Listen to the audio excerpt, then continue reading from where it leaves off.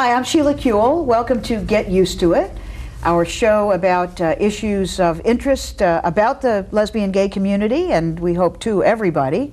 On occasion we do a one-on-one interview, and today we're doing something a little bit different because normally I would introduce you to my guest, but today I'm going to introduce you to my host, Torie Osborn, who is the Executive Director of the Liberty Hill Foundation in Los Angeles County, and a longtime activist in our community and on every issue that everybody cares about in the world. Welcome, Torie. What are we in for today?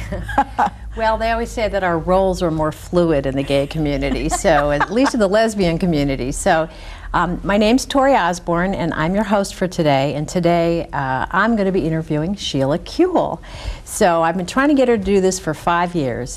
Sheila Kuehl, as most of you know by now who watch this show on a regular basis, Sheila is quite an extraordinary figure in the lesbian and gay community. She's currently state senator representing the west side of Los Angeles in the state of California in Sacramento. She has a long history of both advocacy for women's rights and for gay and lesbian rights and other progressive causes. She started out as a child actress, first in radio, then in television. She was they always called the irrepressible Zelda Gilroy in the Dobie Gillis show from 1959 to 1963, and has had actually many different careers and kind of parts of her life. We're going to talk about some of that today, and also kind of get a little bit inside what makes an elected official successful, what some of her life lessons are. Sheila just turned 60 recently. I guess I'm allowed to say that. Of course you are. We're proud. We earned these. These are badges of distinction.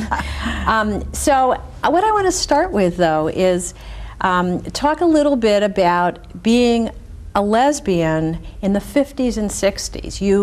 You came out, or you entered your first relationship with a woman, a relationship that lasted for well over a decade, in the late 50s. Talk a little bit about the flavor of life in Hollywood as a closeted, I assume, closeted gay person in the late 50s and early 60s. Well, it was really scary. I mean, in the first place, I didn't really know I was gay. I didn't think about it. I had never, to my knowledge, known anybody who was gay. There was no word gay, and even lesbian was a very scary concept. When I went to counsel at a camp that was sponsored by UCLA, I was in college and I was doing Dobie Gillis, and I went to this camp and I met this woman and fell madly in love, and it totally freaked me out. But it was so overpowering and so compelling. I'd never felt anything that strong in my life. Nothing like lesbian love. Nothing like lesbian love, and certainly the first one. I mean, I had boyfriends, and I thought that I loved them. But you know, your first love that's real, it's just stunning. And so there was no question that I was going to enter into this relationship, but it had to be very secret. And I thought there was something wrong with me, but I didn't care. I would just do it. But I knew if anybody found out that it would be the end of my career, because Hollywood was, and still is for the most part, extremely homophobic. And there was no question. Nobody really could know. So I had this clandestine relationship. I didn't tell my parents. I didn't tell anybody. And I, as you know, and maybe we'll talk about later, I was in a sorority, and I got kicked out of the sorority when they found some letters that she had written to me, and that was it for that. And I think because of that, it somehow came to the attention of someone in the industry. And when we had finished our third year of Dobie Gillis, we were in the top 10 in the ratings. Max Schulman, who wrote the show, decided he was going to write a pilot film starring me, and it was a spin-off for the Zelda Gilroy show. And we made the pilot. Everybody was very excited about it, and then all of a sudden, boom, nothing. Silence. Things sank like a stone. Wasn't even put out to market. And the director, about a week later, asked if he could kind of walk me around the block and we could have a little talk. And he didn't even know how to tell me, but told me that the president of CBS had said, well, she's just a little too butch. And I just froze. I thought, well, my life is really over.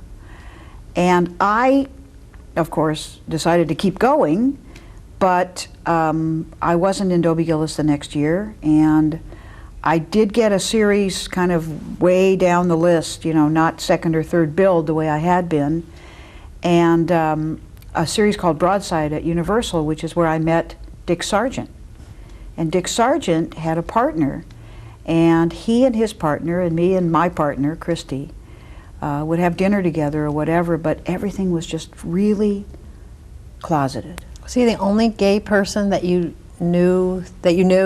Well, no, I knew George Firth was also on the show, who is a really fine playwright and still extremely successful as a playwright. But none of us was out, even to the other. I mean, it was a funny thing to have dinner with Dick and his partner Frank, but we wouldn't talk about gay things or being gay. It was just like we were sort of ashamed, and we would just have dinner with each other. It was really a terrible negative experience in Hollywood. How do you think that experience of the closet and the shame, even as you were on the cover of TV Guide, even as you know, did the USO, you were a star, and you were a beloved star. There was a kind of a relationship that people had, of familiarity and of affection to your character. But underneath it, or behind it, or beside it, you had this other life. What do you think, what lessons do you think you learned from that actually go to either your political viewpoints today, what matters to you in your political agenda, or your character? Well, first of all, for the world, I learned that the world loses something by being so sick with its prejudices. That it is putting away whole segments of society, shutting them away from their dreams and their potential accomplishments simply because of discrimination or prejudice. And of course, it's not just gay and lesbian people. It's been more overt in terms of race, because you couldn't be in the closet about your race. You couldn't be in the closet about your gender. We had the opportunity to hide in a way. But the lesson of hiding is a painful one too, because one of the things that surprisingly enough I found works in every profession I've been in, and I say surprisingly because now I'm a politician, is that telling the truth is one of the most compelling sort of disarming things that a person can do. So I think the lesson, obviously the lesson I learned was that, first of all, it's not so scary when you tell the truth. Even if you're going to be punished for it, losing your job, losing a friend, even your parents not speaking to you, that in the long run, telling that truth is, it gives the relationship to the word integrity. Integrity comes from being integrated. It means being whole and being one. And it just gives you the ability to really fully be who you are, even at the same time as you get a lot of pain from it. And that probably has really shaped your leadership. It probably also has shaped how people respond to you, or why people respond to you, even people who don't necessarily agree with you. And I wanted to ask you about that, because one of the things, if you read the press on Sheila Kuehl, the press on Sheila Kuehl is... And we do. And we do. The press on Sheila Kuehl is that even though you are one of the most progressive, and I mean like left, you know, liberal people in Sacramento, there's probably only a few people to your left in Sacramento, you get Republicans to vote for your bills, you are able to forge consensus, you're considered one of the most effective political elected officials in the state of California, and probably the nation. You make things happen, you're effective. You've also been voted most integrity and most intelligent, which are pretty incredible, several years in a row, as I recall. But so I'm interested, aside from the cute factor, and this is not to be underestimated, but aside from the cute factor, because everybody loves Zelda and everybody loves Sheila, and that's just a gut thing, it's chemistry. But aside from that, what do you think makes up kind of the formula, or what are some of the pieces of why you've been able to be politically effective and successful in a kind of conservative era, in a contentious time, as an out lesbian? Well, It really stems from the last question that you asked me, and kind of what are the lessons of being in the closet or being discriminated against, losing something by virtue of honesty and thinking that honesty is worth it anyway. That, you know, because when you come out, you still find that there are lots of people that go, oh, I was just waiting for you to come out of the closet. It's fine with me, I love you anyway. As a matter of fact, I love you more because now you've told the truth. You know, that kind of positive feedback. It's the same in, I won't say politics, because politics is what you do when you're getting elected. Government service is really what we do after we're elected. And in doing government, in being in a legislature, the only things you have are your reputation and your relationships. It's good if you're smart, but there are successful people up there that aren't all that smart. It's essential that you keep your word. And it is valued. And that's one thing I learned, that the truth works. I mean, I hate to make it sound utilitarian, but people that they lie and they lie around here and they lie and then they lie again and they can't remember what they said. It makes them totally ineffective. They're always wondering what the heck they said. And the second thing is respect. When you're a part of a minority class, you're forced to have this kind of phony respect for the majority. You're scared. And you just wish that everybody would have respect for you, for who you are, totally who you are. And I think that I've devoted most of my life to anti-discrimination work, which is trying to convince people that everyone should be respected. It's not, as we know, special rights, it's equal rights. Everyone should be respected. And that is an issue that I carry up to Sacramento as well.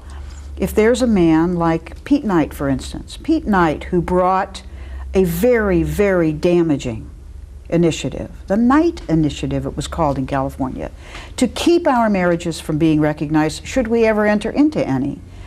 Pete Knight is a state senator in the state of California. So am I. There are only 40 of us. We work in the same room twice a week. Shall I be nasty to Pete Knight? If I was nasty to him, how would my other senators feel about me, the ones that are on my side? They would think I'm wasting my time. What am I wasting my time in this kind of vitriol? You know, they wouldn't like me for it. It's not phony. It's simply a matter of respecting his 850,000 constituents elected him, mine elected me. So respect is another thing. Humor, absolutely a necessity for anybody to like you. You know, you got to be able to turn things to a joke. And as an out lesbian, in a way, I was still using that I'm not totally dangerous as a lesbian. They found out later I was dangerous as a progressive because I got 73 bills signed by, you know, 2 different governors, which added a lot in terms of civil rights, and in their own way were sort of dangerous. But I was not going to be a mean, rotten, you know, one-issue person, because I'm not. It was hard, though, I have to say, being up there by myself.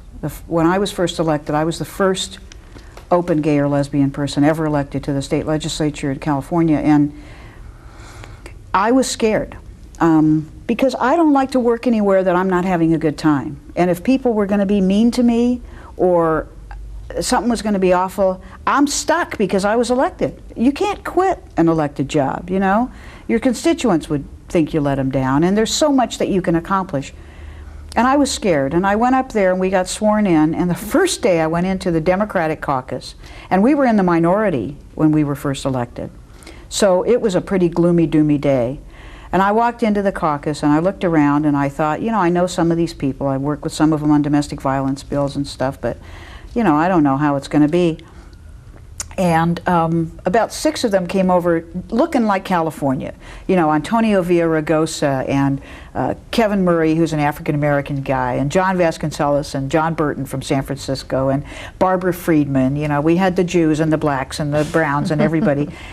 6 or 7 came over and said, you know what?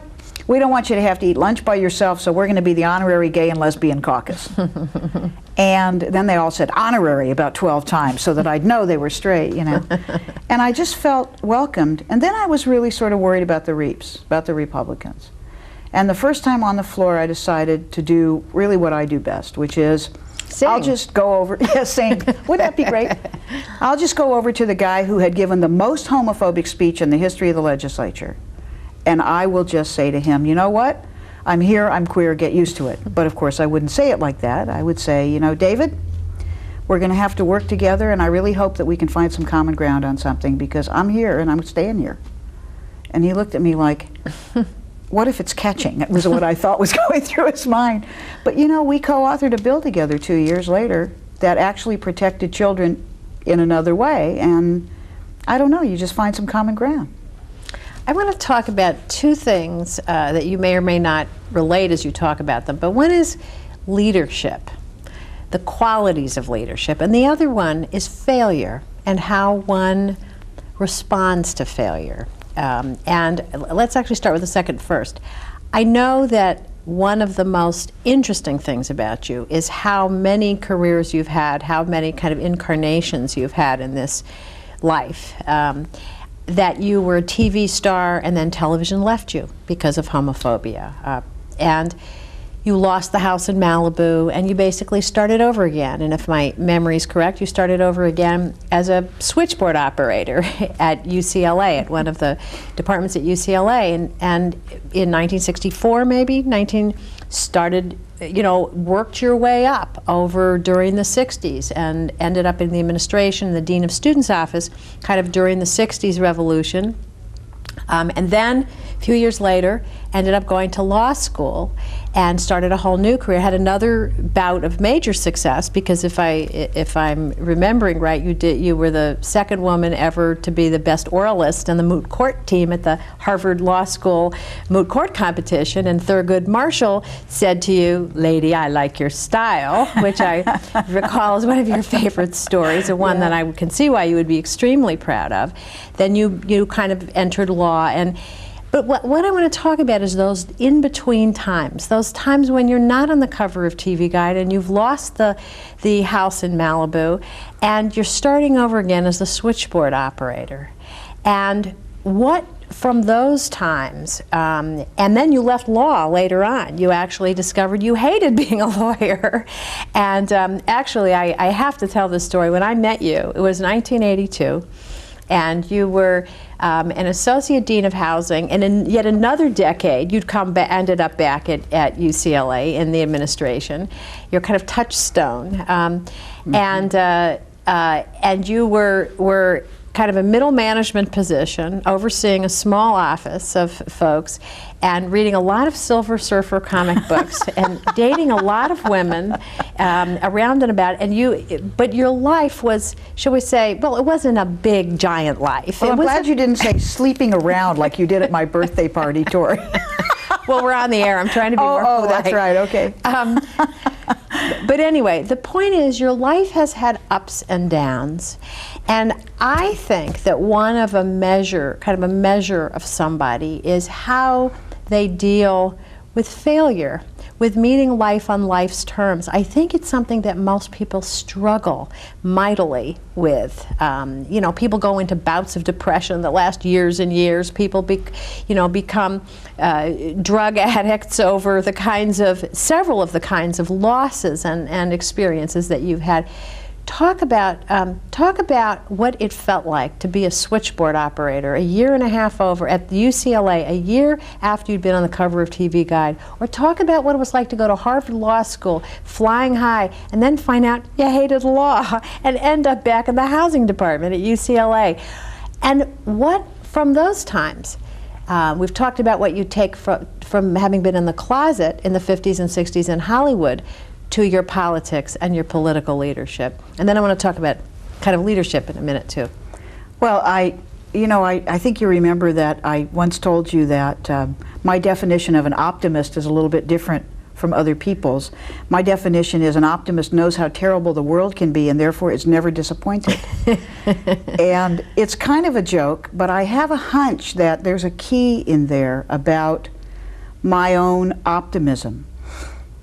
First of all, you may also remember a long time ago when we first met, I told you that I pictured my soul as the core of a pineapple that was kind of in me, but it was like I pictured the inside of a Dole pineapple can if the sun was shining through the pineapple. It's a round, sort of golden mass that is there, and that's how I pictured my essence. And the reason I say that is because there's something in me that's really sort of just centrally me, that feels like whether I am a switchboard operator or on television, that there is something so essentially me. I was loved by my parents. They really let me know it. And for some reason, I just always had that with me. Now, I had not come out to them at this point, and so I had that secret. And I guess I really didn't want to lose them, which of course is the reason I hadn't come out to them and was worried about it. I was plenty depressed when my career failed. And when other things in terms of punishment.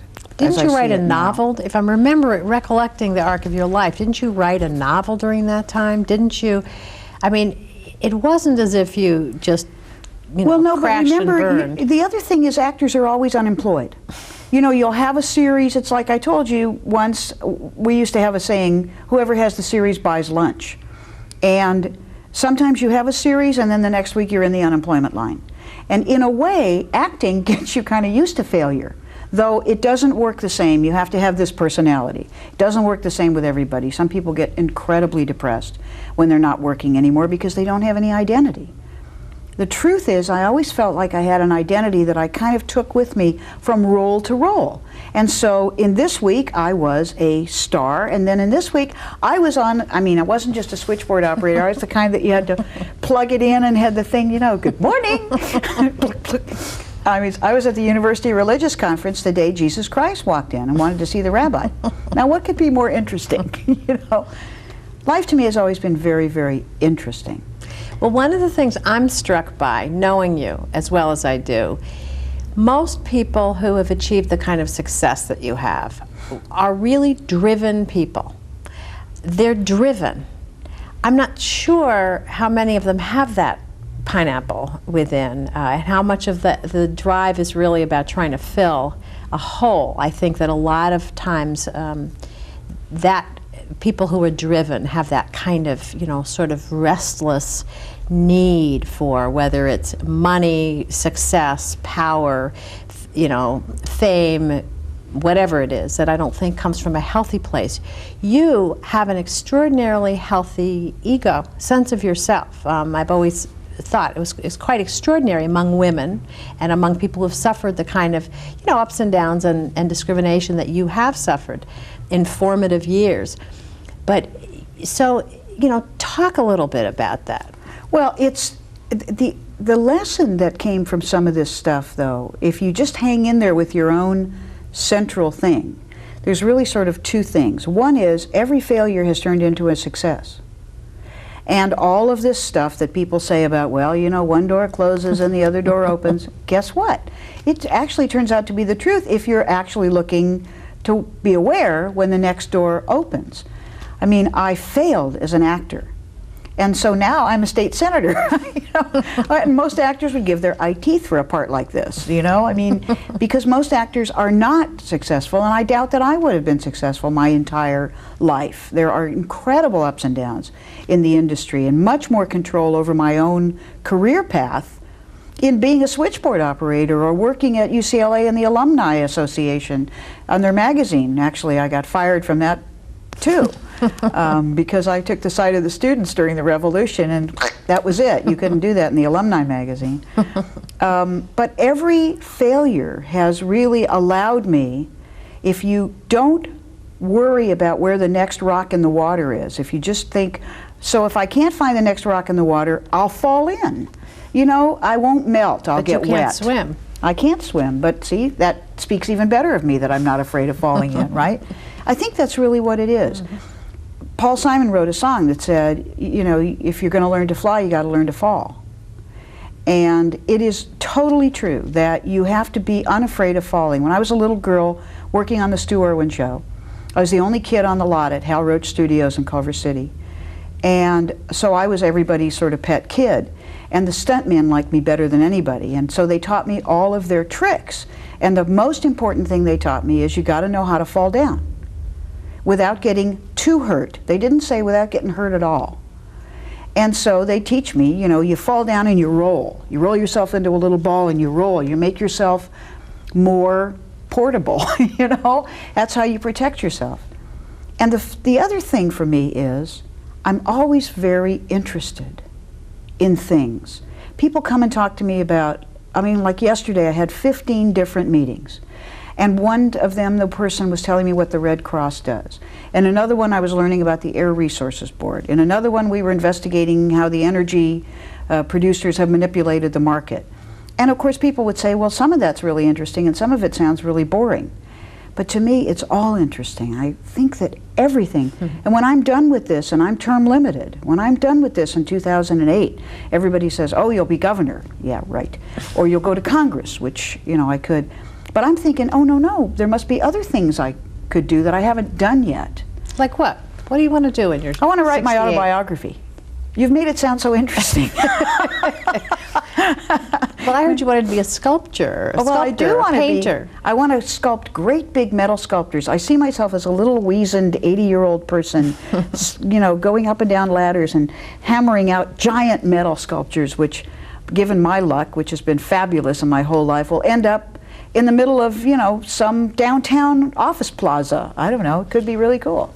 Let me ask you a little bit about leadership. There's a lot of talk about leadership. I think the word is thrown around a lot. I have some personal qualities that I think, I mean, I don't have them. I think leadership is made up of, I think first and foremost, it's really, real leadership is really about crafting a vision, a big picture vision. It doesn't have to be a international vision, but a bigger picture than people's kind of daily life, mapping out a big picture, a vision for people.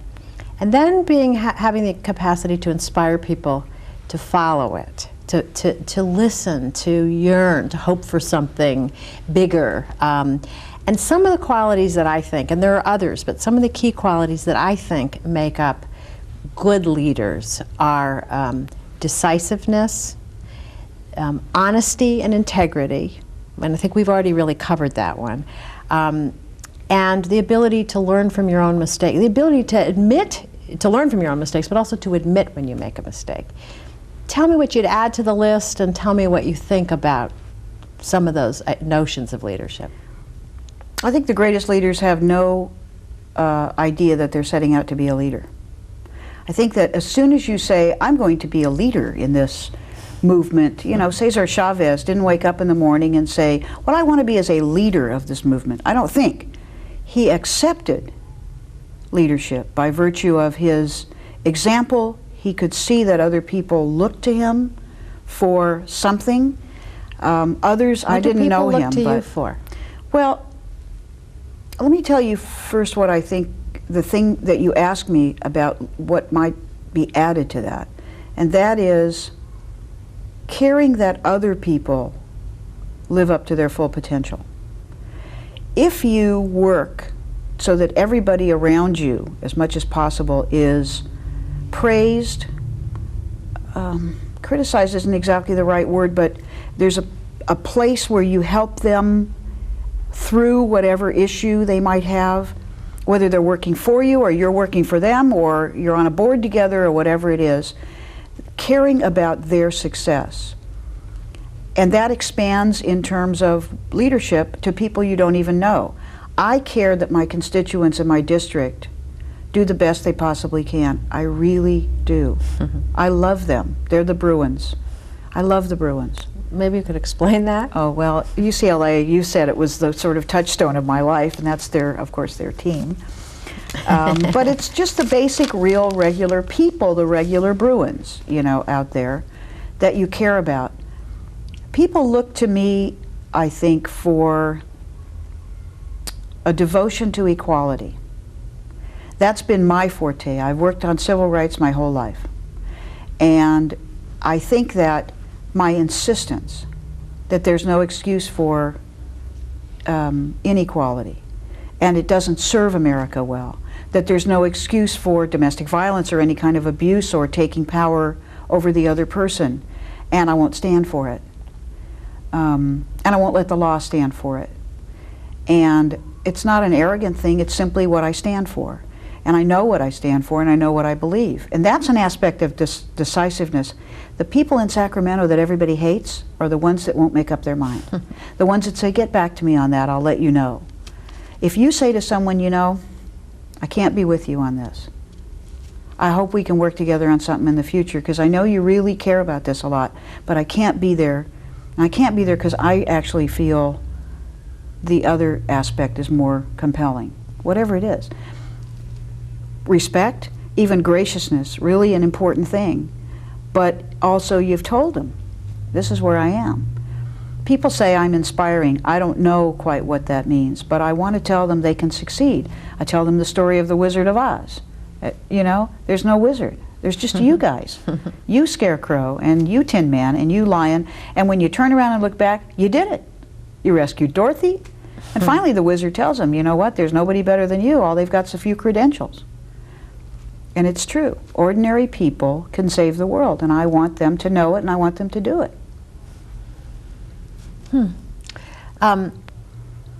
Wow.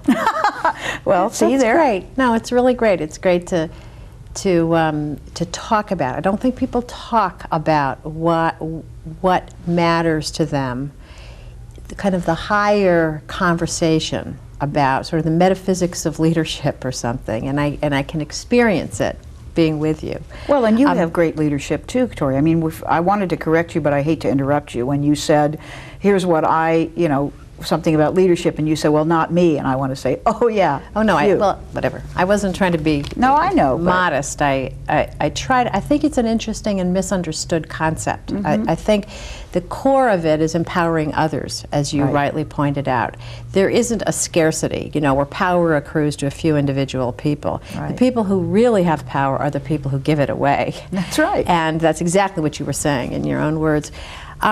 I wanted to sort of switch gears a little bit and talk about the interplay between politics as it's understood in the mainstream world, kind of electoral politics, public policy on a legislative and political level, and the work that you've also done in other times in your life and that I've really devoted my life to, which is building social movements, building popular movements, doing the grassroots or the ground up work of building the community-based organizations, and bigger than that, the movements that I believe create the political space within which, you know, certain ideas can then be translated into law, perhaps, certainly into public opinion, and actually shape the real lives of people. I mean, I think social change happens from the ground up. I think there are occasionally great leaders who are elected to office who can move it forward, but for the most part,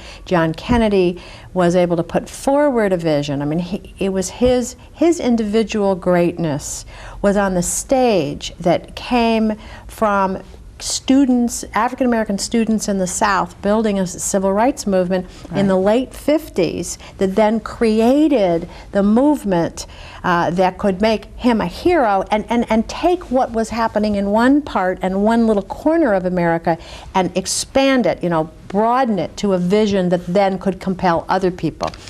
Kennedy then opens the political space for the 60s.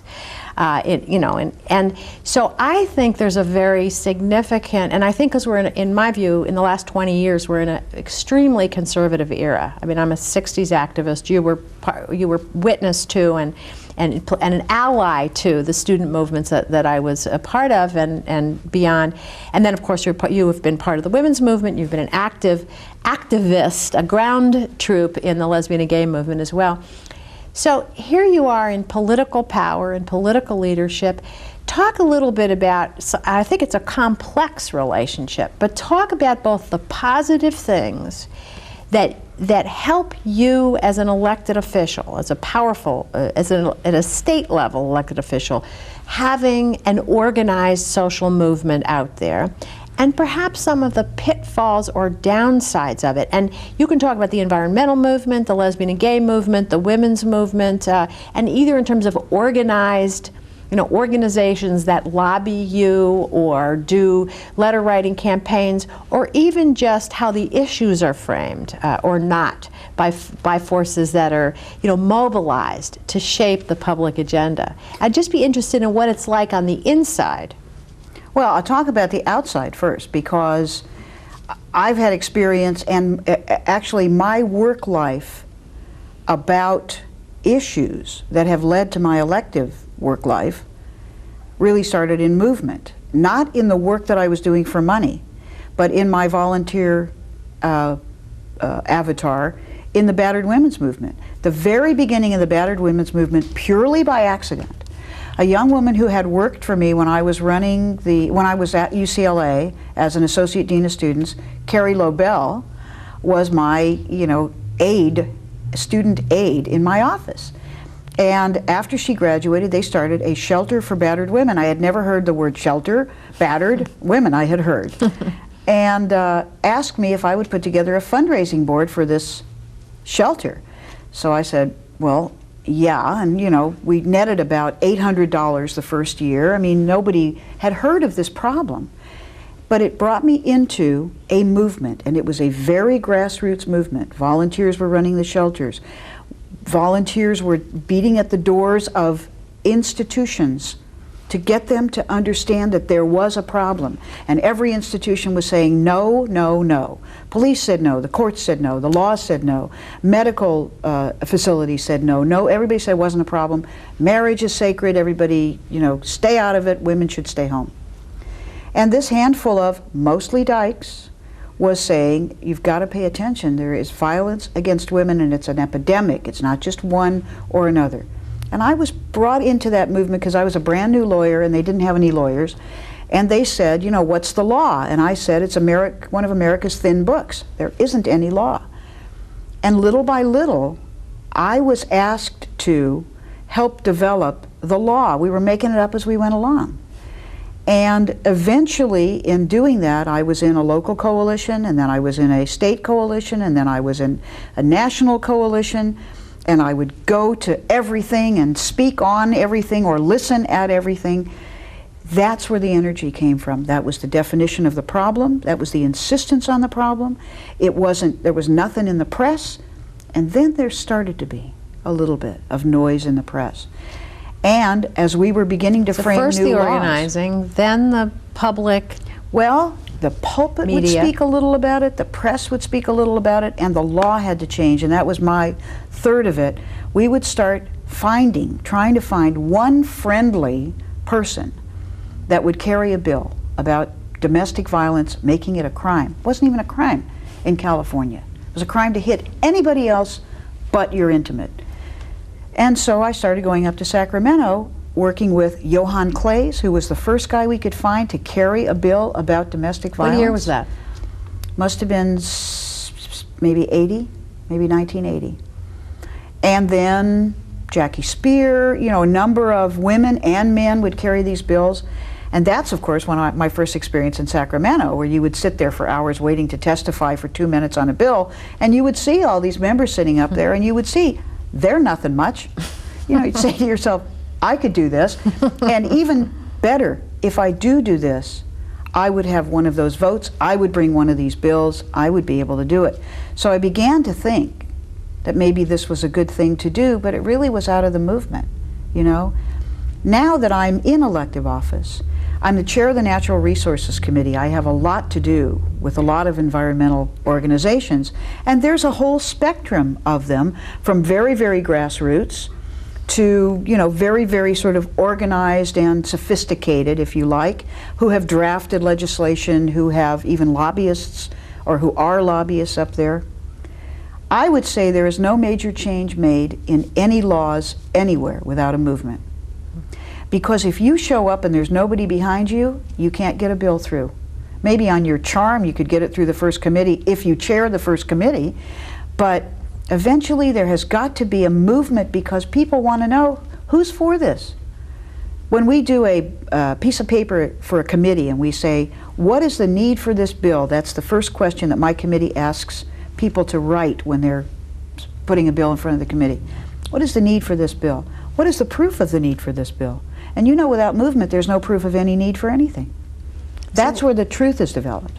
So in terms of social change, moving any kind of progressive issue, you need to have a social movement, or it ain't going to happen, The whole last half period. of the 20th century has been about progressive social movements succeeding in the law. Well, except the right wing has also succeeded in the last 20 years to roll back a lot of the gains from the 60s and 70s, and in fact has probably out-organized us. I mean, they are organized as well. So if you look at, for example, Assembly Bill 222 and the heartbreaking fight that you made with even a Democratic majority, that you and other allies did to get the first sort of omnibus gay student anti-violence bill through the California state legislature, and you couldn't get that last vote. And some of it is just, you know, the predictable continuation of homophobia and term limits, so you have scared newly elected officials, even on the Democratic side and so forth.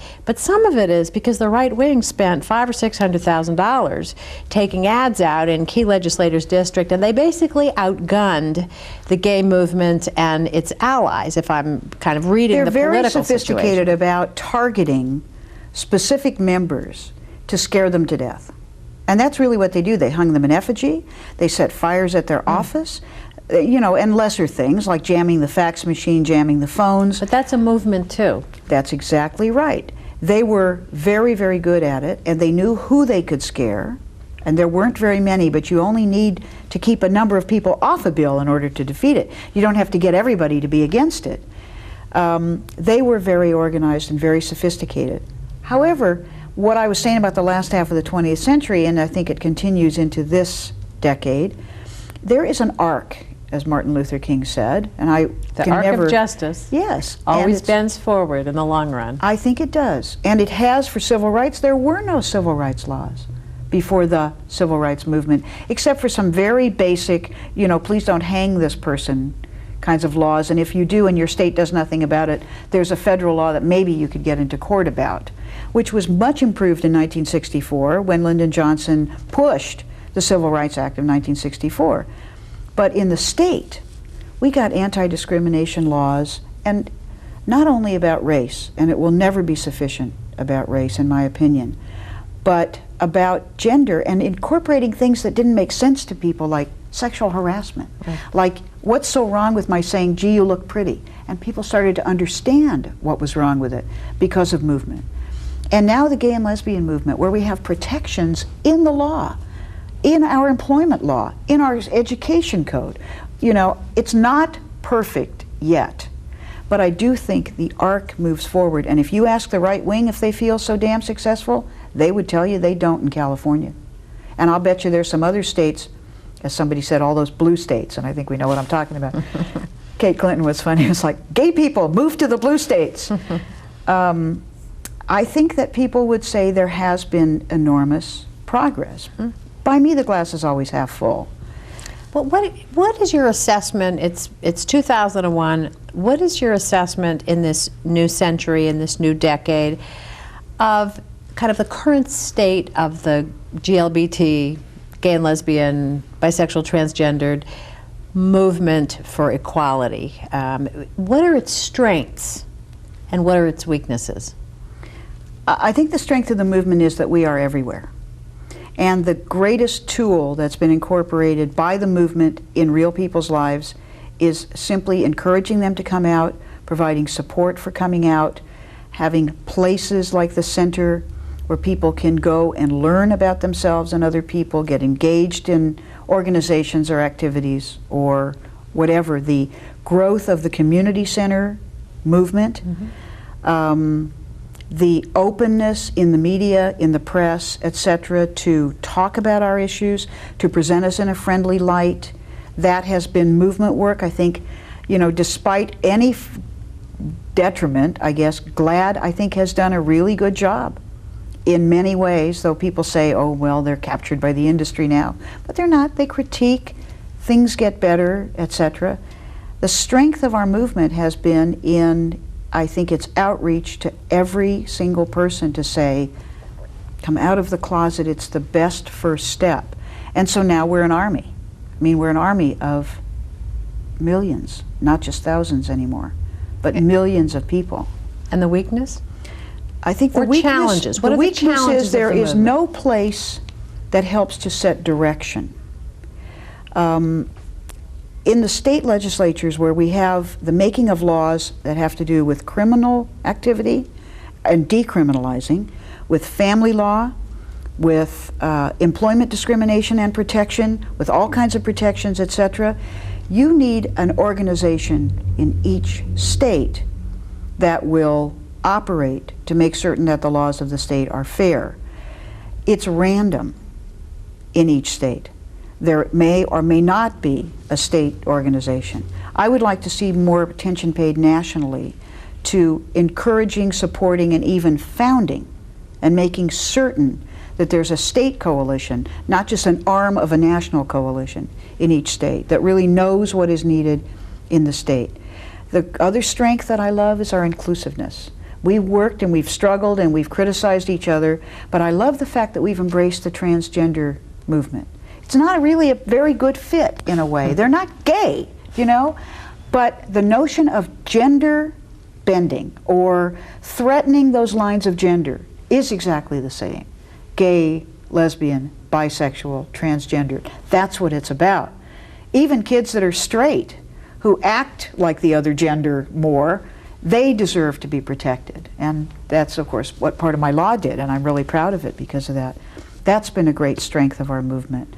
One of the failures, I think, has been the inability of many people in the movement to see the connection to other movements, to understand that oppression has the same face, that the oppressor is the same person and comes out of the same stuff. So for us to say, gee, I understand, well, you were even at that forum years ago when we were talking about the Bill of Rights, and the guy in the audience got up to the mic and said, you know, I understand discrimination against people of color and women, but why us? Why us white gay guys? Why us white gay guys? And the panel was so stunned, and there was a lot of good talkers up there on the stage, and we all were just...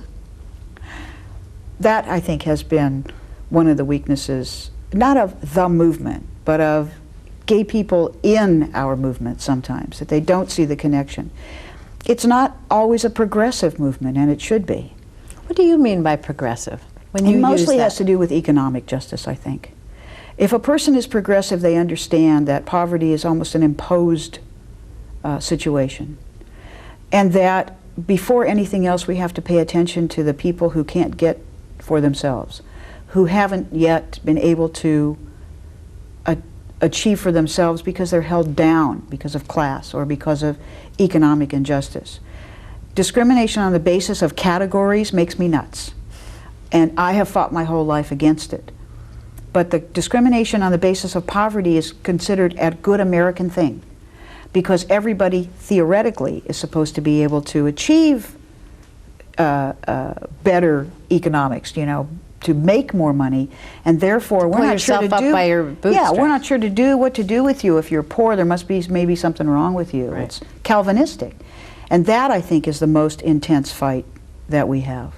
Well, it seems as if one of the toughest things about the last 20 years has been kind of the decline of the middle class. Mm-hmm. We're becoming more and more of a two-class society. It's like an hourglass economy in the new global economy. So you have the wealthy getting wealthier and wealthier and wealthier, the top 1% controlling more than the bottom 92%. I mean, it's astonishing combined. And in Los Angeles, we have 40% of the LA County who live at or near the poverty line. But the real story is the decline of the middle class and the decline of those institutions that have always, that people have used. Immigrants, for example, who come to this country, usually poor, have used to move into the middle class, whether it's unions, government programs, or education. But anyway, I didn't mean to get off onto that. No, but I mean, I think that that's when you say, what do I mean by progressive?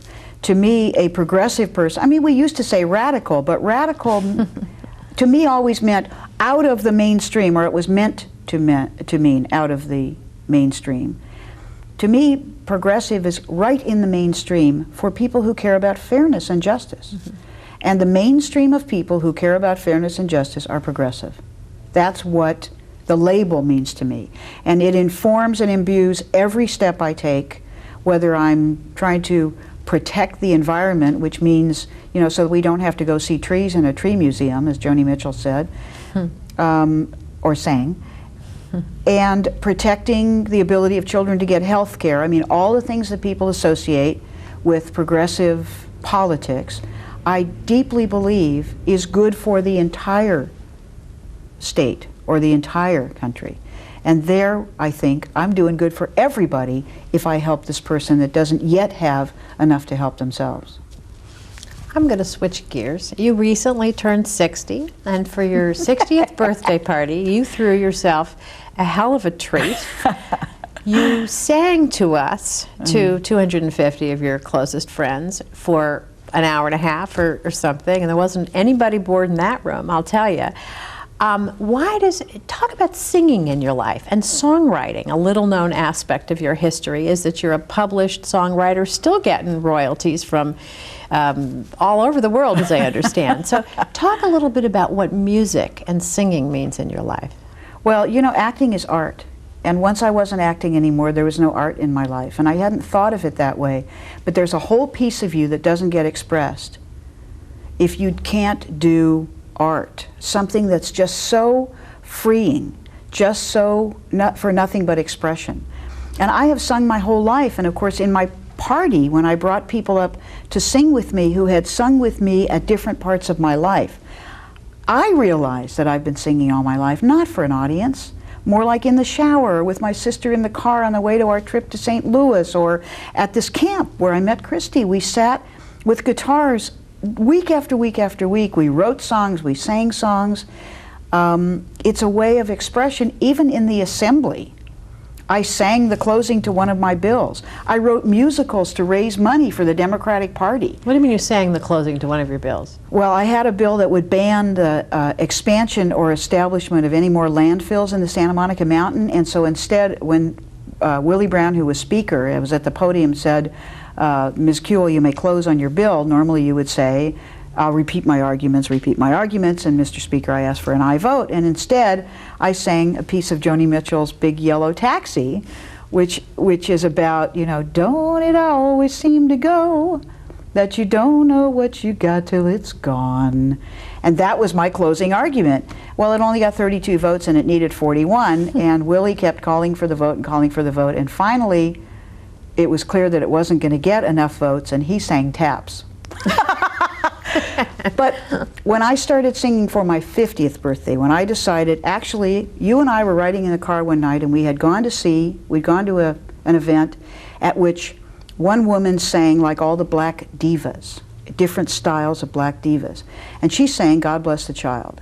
And on the way home, I thought she hadn't done a really good job of that song, because that song means so much to those of us who had to get their own, because if you grew up poor or whatever, you think, God bless the child that's got her own. And I just wanted to sing that song right. There was something in me, and that was the kernel of my idea to do it for my 50th birthday. And when I started rehearsing, it just felt orgasmic. I can't think of any other word. It was so fabulous to sing, even just to rehearse, and sing in the car, because you sing full throttle. Not just in your little tiny voice, but in all you've got. And I thought, I'm going to do this in front of my friends because it's decent. They're not going to be embarrassed. And it was successful, so I did it again at 60, but I decided I wanted other people to sing with me too. And you know, the funny thing is, Torie, it was 250 of my closest friends. I mean, literally, that's not much when you're 60. That's only 4 friends a year.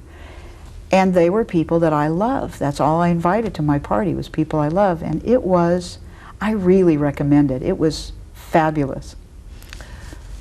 Do you have a notion of God? What is spirituality in your life? I pray all the time.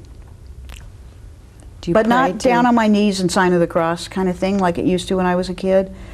I think of God as a person, I really do. But a very friendly one, not too scary, very, very old and wise, and never really talks back to me. I feel acceptance. A woman person? No, I don't think so. I don't know exactly. More of a great spirit person. I'm not sure I even have a picture in my mind. I feel inside that there's a part of me that's non-corporeal, like the pineapple piece, that is my spiritual nature. And I draw from it like a well. I feel it fill up when I'm with friends, or I do a good bill, or I sing, or it's always it feels like it's always kind of filling up. But it's also an ethic somehow. Partly what I learned as a kid in religion, but it really is the way I think about doing good. I draw on that picture. Thank you. We have to bring this to a close, although I could talk to you for a long time. The world had better get used to it, because Sheila Kuehl is a great leader of our time. Get used to it.